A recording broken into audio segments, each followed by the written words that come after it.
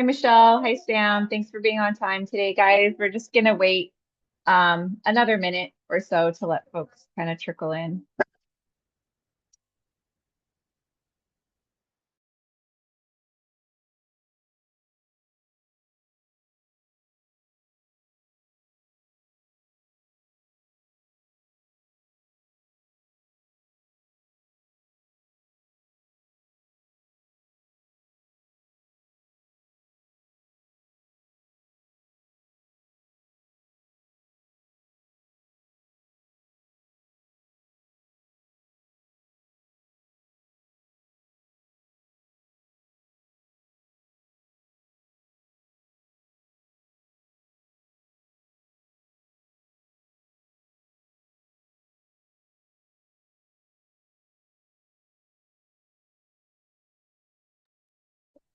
Okay, we're gonna go ahead and get started just to honor everybody's time. We'll start right on time today.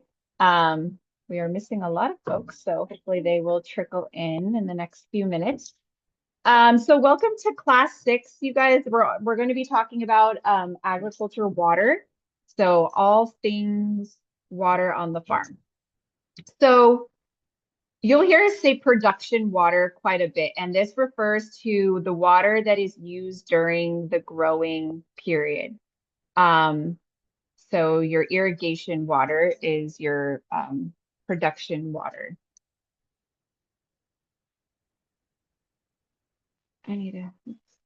And then post-harvest water is the water that is used during or after the harvest of your produce. So, and ice is included in this as well. So if you are rinsing your produce, if you are dunking your produce in water and rinsing it, if you use ice, like an ice bath at all for your produce, this is all considered post-harvest water. And so when we say post-harvest water, this is what we are referring to right here, all of these pictures and um, the water that is used once your produce is harvested. Again, if you are rinsing, dunking, ice, ice baths, anything like that. So ag water in an audit. So the harmonized gap standard is a little bit water crazy. There's a lot, there's a lot that goes into the audit and the farm plan that is regarding your water. It's a super important component of the harmonized gap standard. And it's covered in various parts of the farm plan and the risk assessment. So these are the main sections where you will be discussing water. Oh, here's everybody. Um, so there's going to be a water system description, a water system risk assessment, a water management plan, and water and ice used in the harvest and post-harvest operations. So we're going to touch on each of these in this presentation. Okay, so what is a water system description? It's exactly just that, it's a description of your water. So identifying your water source and what fields or areas does that water serve, the water flow and the type of irrigation. Um, a lot of times we have farms where they have multiple sources of water. So for example, maybe their irrigation water in the fields is from an open reservoir, a well water source, and then their post-harvest water is municipal. So in that situation, you know, it's very much case by case, and you'll discuss with your farm lead what your water situation is and what that looks like. But basically, we just need to know the ins and outs of your water. So there will be a map, which I think is coming up, that will show that you'll create and show the water, you know, the water directional flow of your irrigation. What is your water source? What your irrigation looks like, and if different water sources go to different fields. So here's an example of a map. And as you can see, it's got this legend here, which is great. So you're able to identify, you know, what these lines mean. And the yellow lines show the directional flow of the water. So this is, I feel like this is one that farmers tend to leave out, but we do need that on your water system map.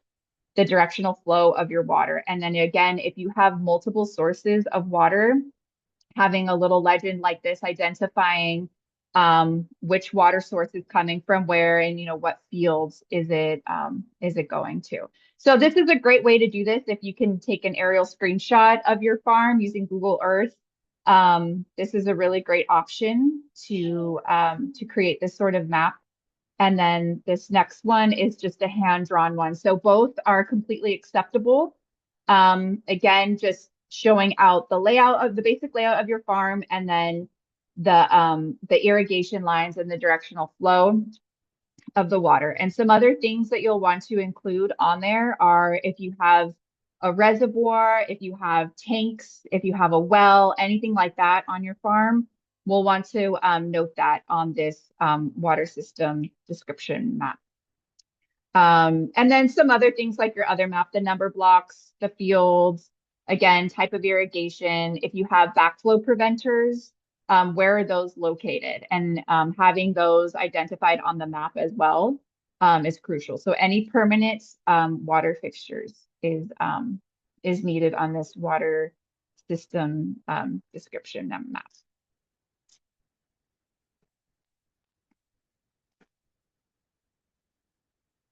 Okay, so moving on to the water risk assessment and what does this include? So in the next few weeks, your farm lead will be reaching out to schedule this risk assessment that we keep mentioning. And in that risk assessment, we will go over the water situation on your farm and all of the potential hazards that could come from your water or where your water comes from. So for example, if you have an open reservoir. Do animals, now I'm out of control. Sorry, guys. Oh my God. There was I.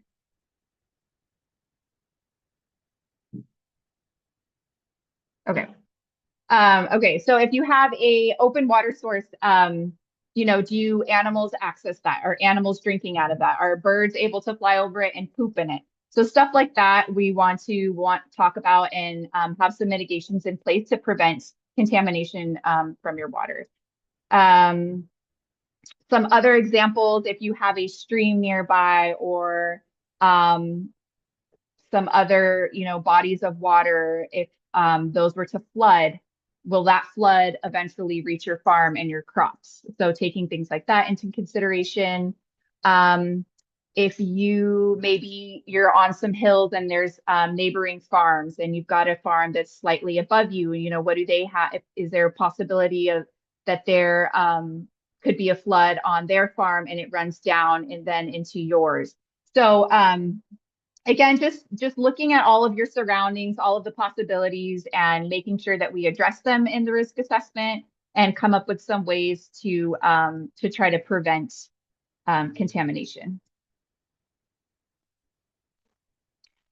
So part of your farm plan will have a water management section. And so this is just a written policy of all of the preventative controls, monitoring, verification procedures that put in place based on the water system risk assessment. So basically, whatever you talked about with your farm lead during that risk assessment, all of those possibilities, coming up with mitigations for those, and just making sure that that information is included in the farm plan.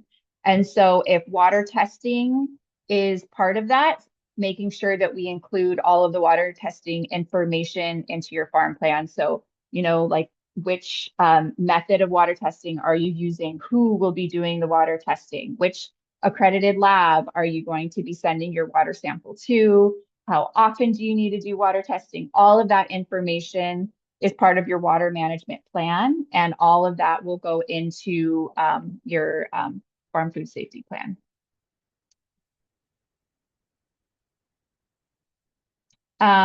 Okay, so just some stuff on water testing. Do you need to test your water? Testing and actions taken are determined from your risk assessment and current industry standards or prevailing regulations for the crops you are producing. So again, kind of just talked about this, the who, what, when, and where of testing, super important. This is going to go into your into your farm plan. And so knowing, who on the, if you do have to test your water, just starting to think about who's going to be responsible for that. And, making sure that that person's aware and that you let us know, your farm food or your North Shore EVP farm lead, so we can get that information into your farm plan.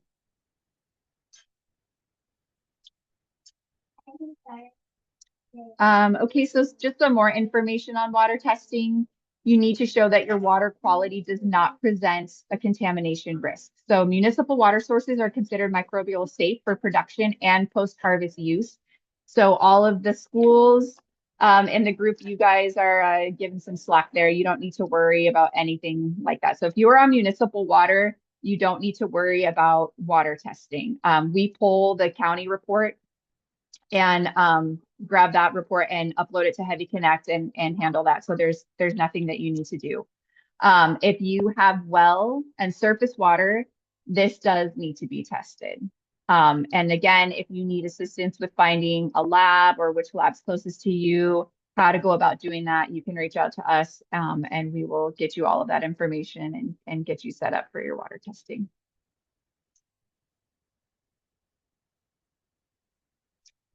So these are some pictures of surface water examples. Surface water needs to be tested quarterly, so 4 times a year, and it may require filtration or chemical treatment to meet the standard if contacting edible portions of the crop and for post-harvest use. So using something like Sanidate, and then again, testing your water after you add the chemical to making sure it's meeting the proper standard to be able to use for washing your produce and all post-harvest use. So again, if that is you, just reach out to us and we can give you some more information and details on that and help you get set up. Municipal water, again, if this is you, then you don't need to worry about anything. We will pull this report and you are all good. The state does all of the treating and testing of your water. So it's really actually easy and nice if a farm is on municipal water. But again, if that is not you, no worries. We will help you get on the right path for testing. So these are some examples of well water. There could be an open well, a closed well. Obviously, a closed reservoir eliminates some risk there because it's not open to the elements. It's not open to rain and birds pooping and other animals using the water. So if the well is fully enclosed, meaning it's covered and the water is strictly ground water, you must test once per year. And then if it is open, so meaning it is not covered, then it must be tested quarterly. So just again, making sure you know your water source and what it looks like, where it's coming from, so you can use the correct testing measures. And then if there's any confusion there, just reach out to us. Sorry, I don't mean to interrupt. Real quick. So when you say like in a reservoir, does that include like if it's like a holding tank? Is that considered a reservoir? Probably dumb question. No, not a dumb question. If it's a holding tank and it's fully enclosed, Yeah. yeah, that's a reservoir. Okay. All right. All right. Cool. No worries. All right. Thank you. Oh my gosh, no worries. Um, Okay, so let's move on to acceptable criteria for irrigation water. So when testing your water, what exactly are we looking for? What are the acceptable contaminant levels and how do we define those limits? So under the age gap, it's up to the producer to determine what's acceptable based on your risk assessment. So you will need to document these criteria clearly and justify them using your assessment. So as long as your standards are reasonable, consistently documented, and rooted in your risk evaluation, they're considered valid under the age gap.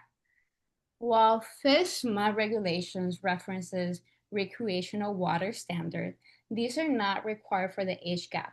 However, many producers still use them simply because there's limited guidance otherwise. So recreational water standards originally were designed for swimming safety, not agriculture per se.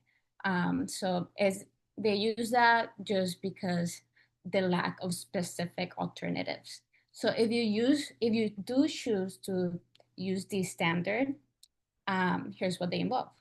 So it's a geometric mean of no more than 126 colony forming units of generic E. coli per 100 millimeters, calculated from 5 samples.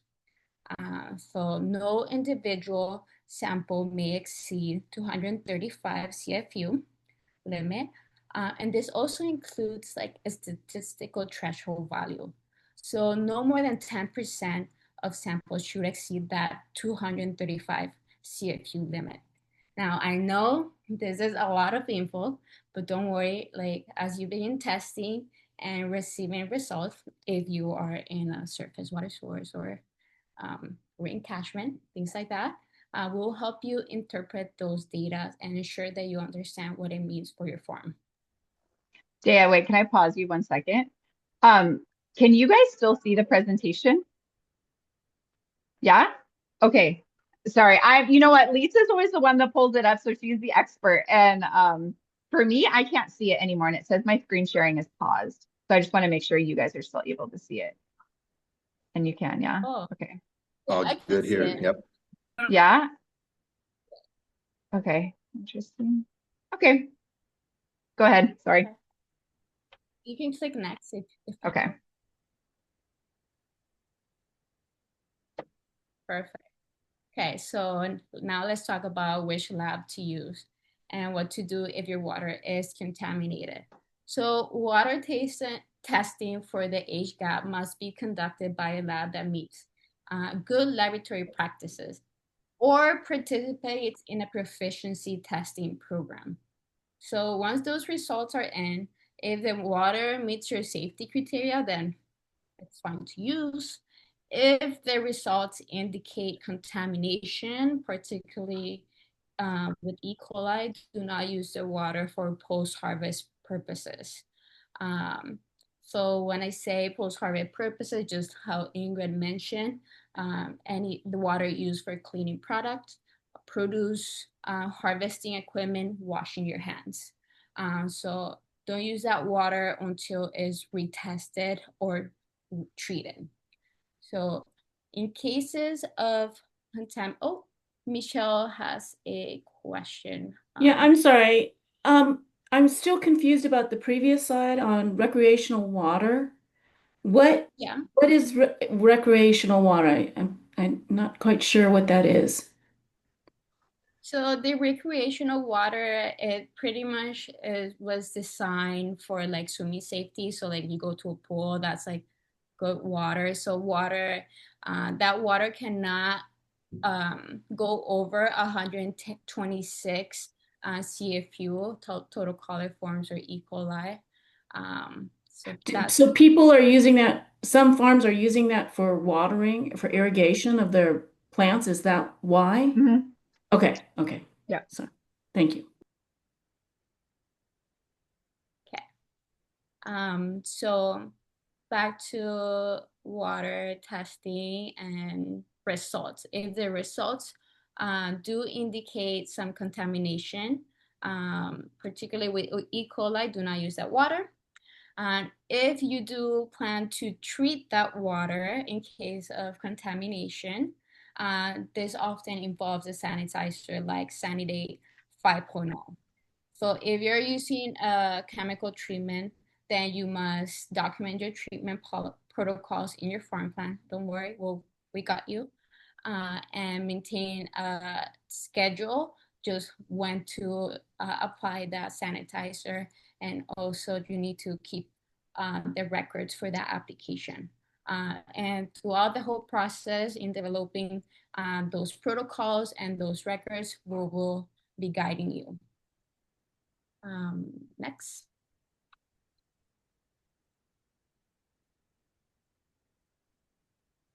Okay, aquaponics. So just gonna touch a little bit on aquaponics. I'm not sure if there's anyone interested in aquaponics system or if there's anyone doing this at the moment, but when it comes to aquaponics, the key priority is to prevent irrigation water from contacting the edible portion of the crop. So developing a clear SOP for harvesting is essential.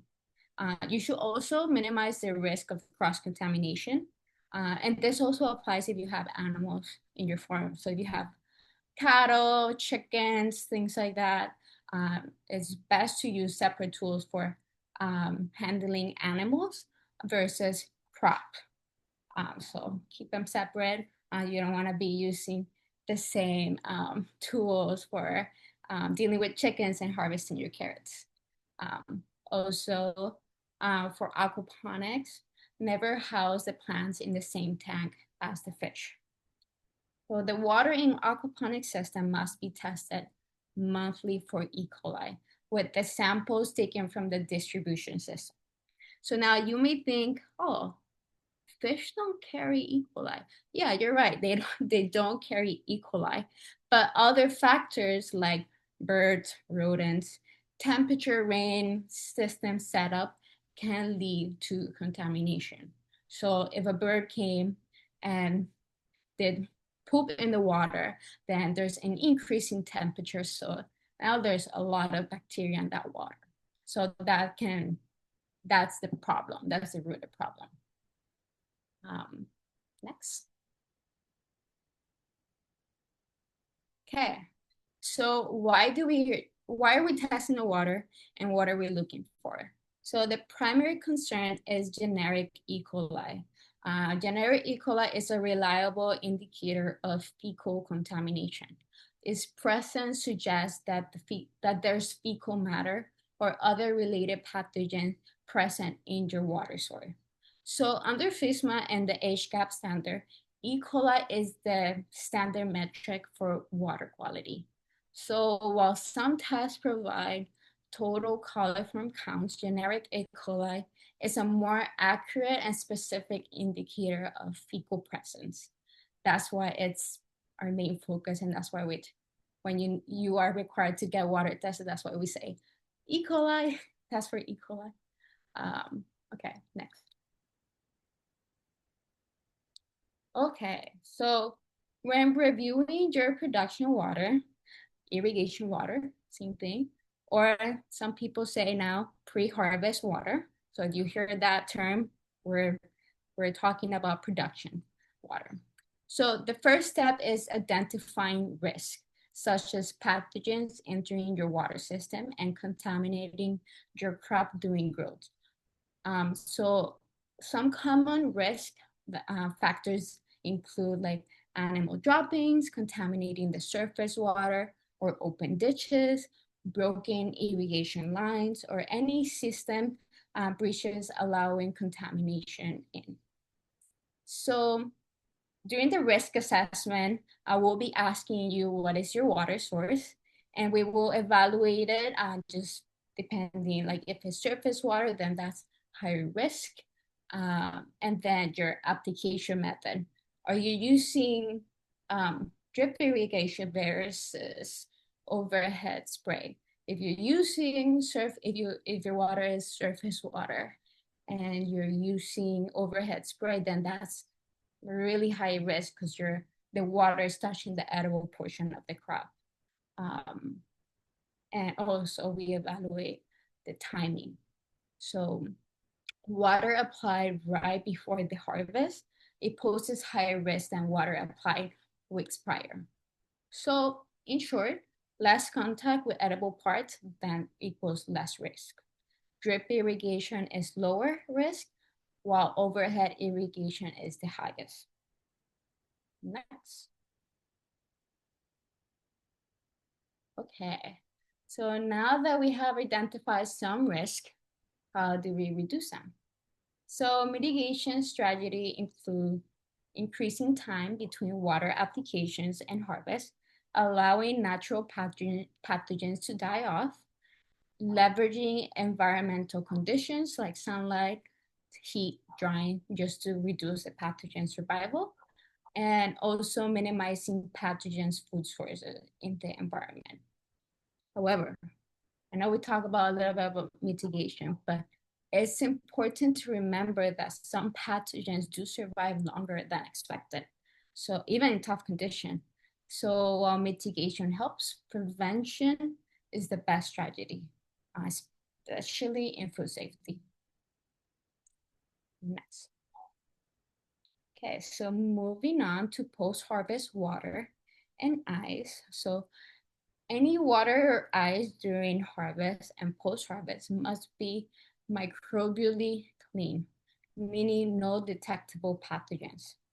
So when we talk about post-harvest water, that includes water for cleaning tools, harvest bins, packing tables, water or ice used for cooling, washing, or dunking produce, and ice used in coolers or for packing.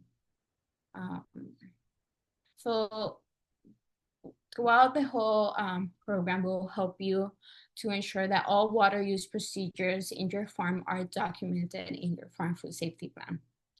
If you're that one farm that does need to treat your water using a chemical sanitizer, we will help you. But just remember, it's important that the product that you're using is labeled for use on produce. There's many bleach Clorox out there, and not all of them are for food contact surfaces, cleaning food contact surfaces, and for being able to be in contact with produce. So it's really important to reach out to us if you have any questions, and we can help you read that label for you and let you know if that's a good sanitizer for use to use. Also, if you're using a chemical sanitizer to treat post water, water pH and temperature must align with the label.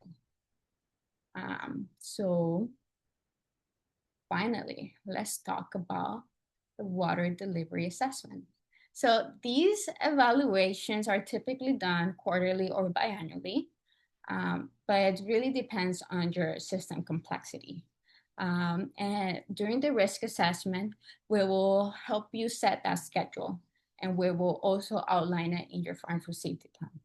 So these assessments ensure that your water delivery system is not a source of contamination, doesn't really create an unsanitary condition, and it's properly maintained. For backflow preventers, if your system does have one, they must be tested annually to prevent contamination from fertigation or chemigation. This water delivery section in the standard also covers procedures for produce washing, details about treatment methods, water quality, and wash water temperature requirement. So for example, if you grow tomatoes, your procedure for washing those tomatoes is to dunk them in a wash tank. Tomatoes are susceptible to microbial infiltration, just like papayas are. So we will help you and we'll guide you through that whole process during the risk assessment. Okay, next.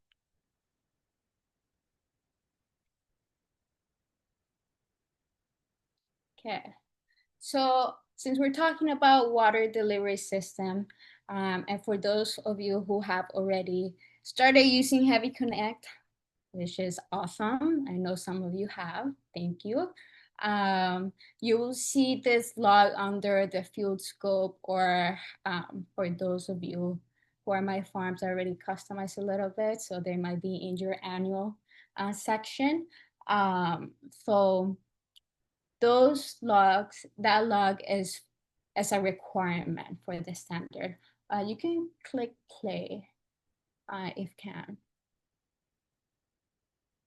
So how you're gonna see in this video is just a template, and we'll ask you to hold off on completing this for now until we meet with you during the risk assessment, because we're gonna be asking you a lot of questions just so we can customize this log for you, because it's really just a template right now, and like you may have a hydroponic operation, and you may be flushing your system like biannually. So we will incorporate a question like, oh, how did you flush your system, and like following up questions with like the SOP for the flushing.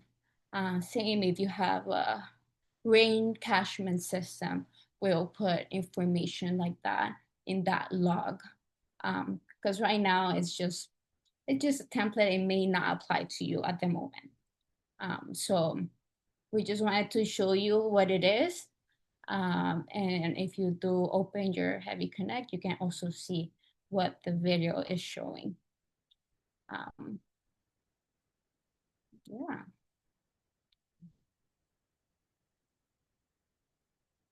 Oh, also, one thing that just popped in my head that many people really don't think about, hoses. Hoses are part of your water delivery system. So some people use hoses without a nozzle to fill up water tanks or fill up the tanks to wash your produce.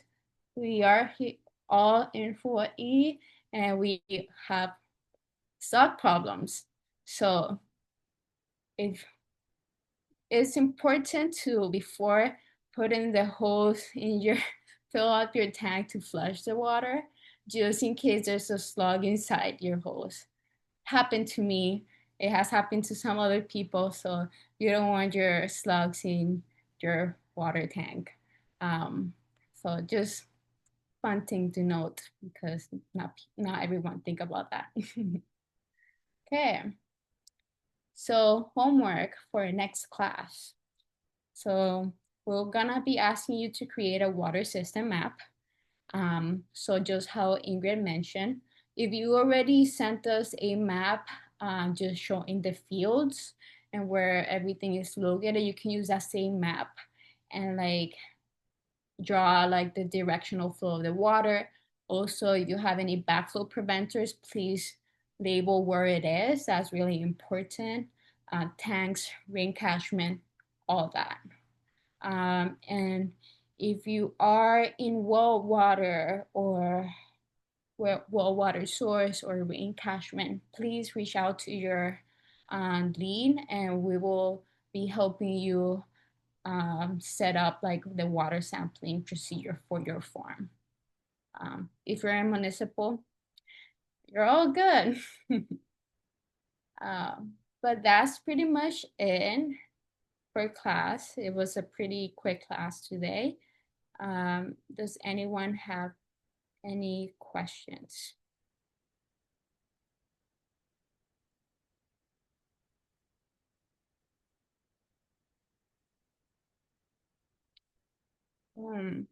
So Michelle is asking, what about water capture for composting? To indicate in the map, Michelle, is that?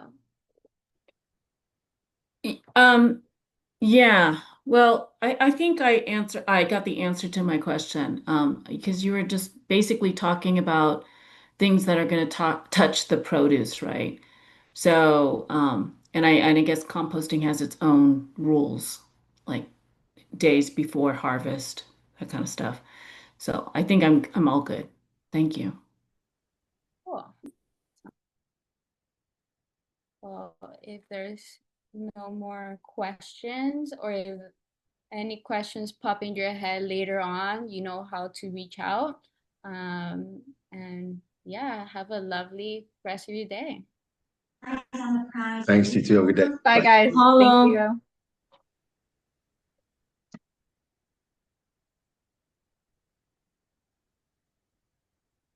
Did you stop recording? No, wait, I'm trying to figure that out. Okay.